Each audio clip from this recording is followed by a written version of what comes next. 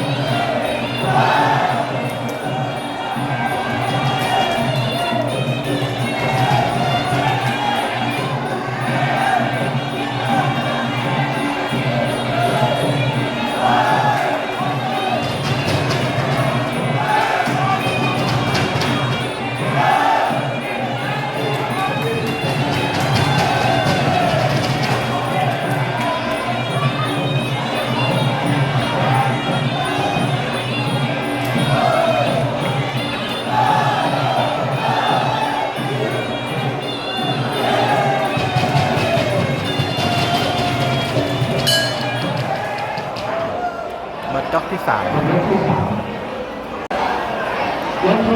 ต่างมาต่อครับจ็อกที่4ครับคู่เอกสิงห์เจ้ามาใจครับแดงน้ำเงินชาญวิทย์ครับจ็อกที่4ต่อครับ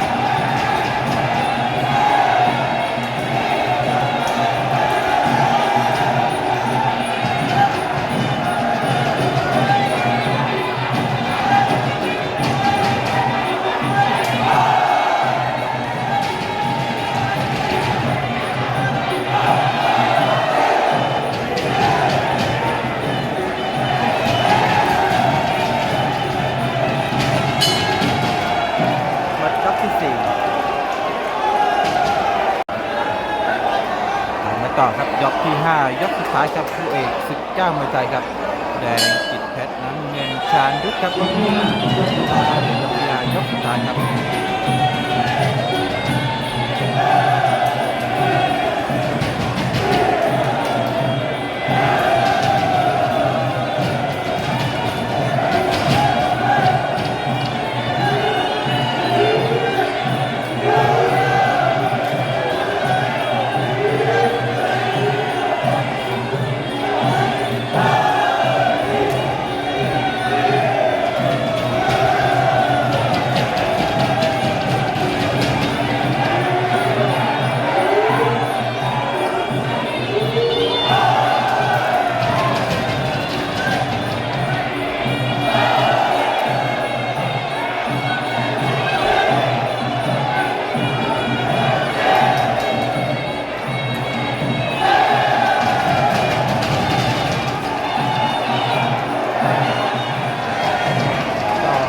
ยกสุดท้ายครับ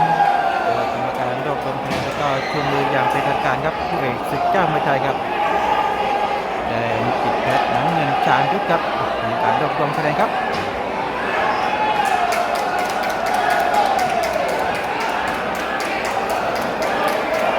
คะแนนไปสุดท้ายครับแล้วก็หันทางด้านแดงครับเป็นกิตเพชรครับพีเคแสนชัยครับเอาชนะคะแนนชาญยุทธคู่เอกศึกเจ้ามวยไทยครับ